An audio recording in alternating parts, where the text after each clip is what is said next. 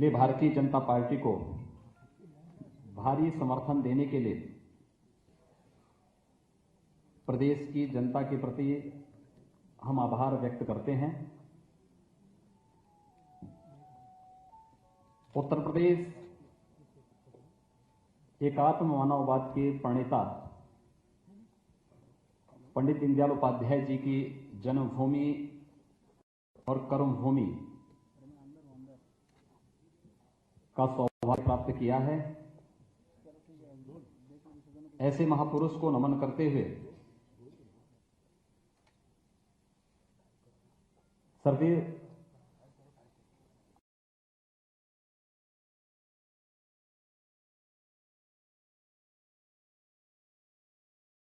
हमारी सरकार पूरी तरह कृत संकल्पित है। इस मौके पर आप सबके माध्यम से हम प्रदेश की जनता को पूरी तरह आश्वस्त करना चाहते हैं। राज्य सरकार उत्तर प्रदेश को विकास और खुशहाली के रास्ते पर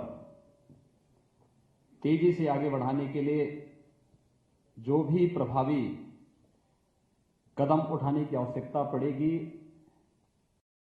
उसमें कहीं भी कोई कौर कसर नहीं होगी।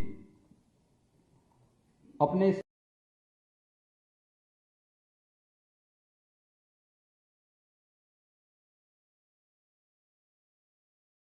पत्र 2017 के किए गए सभी वायदों को पूरा करने के लिए पूरी तरह कृत संकल्पित है। आदरणीय प्रधानमंत्री जी के कुशल नेतृत्व में केंद्र में भारतीय जनता पार्टी की सरकार ने विकास और सुशासन के माध्यम से सबका साथ और सबका विकास का जो संकल्प लिया है, उसका पूरी तरह अनुसरण करते हुए प्रदेश सरकार राज्य की जनता की सेवा करेगी। आप सभी जानते हैं कि 15 वर्षों में उत्तर प्रदेश विकास की दौड़ में काफी पिछड़ गया है। इस अवधि में यहां सत्ता पर काबिज सरकारों ने भ्रष्टाचार और परिवारवाद के साथ साथ कानून व्यवस्था की बदहाल स्थिति से यहां की जनता को भारी नुकसान पहुंचाया है। इसलिए हमारी सरकार आम जनता के कल्याण के लिए और उनके उत्थान के लिए अविलंब प्रभावी कार्रवाई शुरू करेगी। लोक कल्याण के प्रति समर्पित यह सरकार बगैर किसी भेदभाव के समाज के सभी वर्गों के लिए समान रूप से कार्य करेगी। इसके लिए शासन प्रशासन को संवेदनशील और जवाबदेह बनाया जाएगा। भोजन, आवास, सड़क, पेयजल, शौचालय जैसी बुनियादी आवश्यकताओं की पूर्ति के साथ साथ उत्तर प्रदेश की कानून व्यवस्था चाक चौबंद रखने के लिए सरकार निरंतर पूरी सजग तरीके से कार्य करेगी। प्रदेश में शिक्षा का उन्नयन, युवाओं के लिए रोजगार के अवसरों में वृद्धि, आम जनता को स्वास्थ्य और परिवहन की अच्छी सुविधा प्राप्त हो, भारतीय जनता पार्टी की यह सरकार इस दिशा में ठोस प्रयास करेगी। समाज के गरीब, दलित एवं पिछड़े वर्गों के कल्याण के लिए विशेष प्रयास किए जाएंगे। हमारे प्रदेश की आबादी का एक बड़ा हिस्सा ग्रामीण इलाकों में रहता है। अपनी आजीविका के लिए उन्हें खेती पर निर्भर रहना पड़ता है। इसे ध्यान में रखते हुए राज्य सरकार यह सुनिश्चित करेगी कि कृषि ही प्रदेश के विकास का आधार बने। कृषि, किसान तथा खेतीहर मजदूर, इन तीनों के विकास के लिए हर स्तर पर प्रयास किए जाएंगे। प्रदेश सरकार महिलाओं के सशक्तिकरण, उन्हें समान अवसर देने के लिए हर संभव प्रयास करेगी। महिलाओं की सुरक्षा, सशक्तिकरण और सम्मान के लिए कोई कोर कसर बाकी नहीं रखेगी।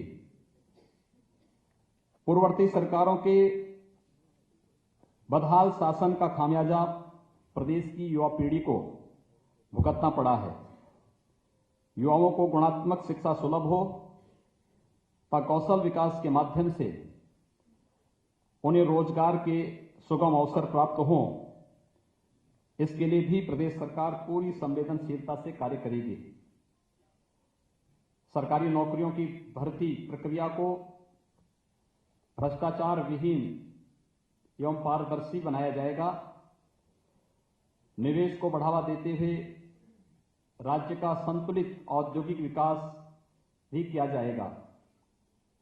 इसके माध्यम से जहां एक ओर प्रदेश को आर्थिक विकास होगा, वहीं दूसरी ओर हमारे नौजवानों को राज्य में ही रोजगार के अवसर प्राप्त होंगे।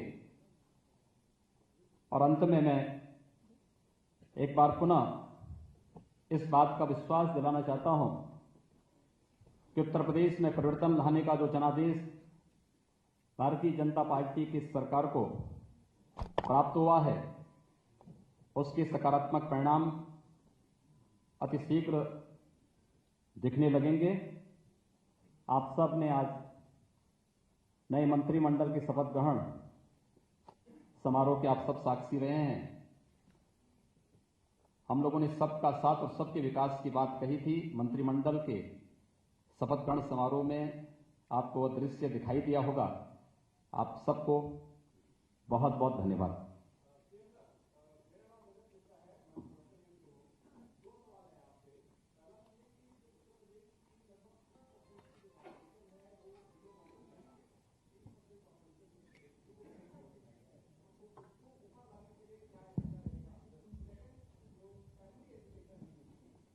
बहुत खराब है, तो इन दोनों चीजों को सुधारने के लिए क्या बीजेपी करने वाली है, यूपी सरकार करने वाली है?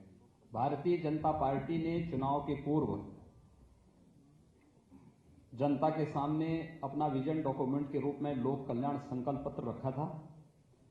लोक कल्याण संकल्प पत्र के माध्यम से जो भी हम लोगों ने प्रदेश की जनता से वायदे किए हैं, हम उनको पूरा करने के लिए कृत संकल्पित हैं। चाहे वह खेतीहर मजदूर हो या हमारा किसान, इन सब के उन्नयन के लिए, उनकी आय को दोगुना करने के लिए, युवाओं के रोजगार सृजन करने के लिए ठोस कदम उठाए जा रहे हैं और आपको हम परिणाम देंगे। आज हम सब ने एक औपचारिक कैबिनेट की बैठक की है, मंत्रि परिषद का एक परिचय का एक बैठक की है। उस बैठक के बारे में हमारे वरिष्ठ सहयोगी श्री सिद्धार्थनाथ सिंह जी और श्रीकांत शर्मा जी आपको अवगत कराएंगे।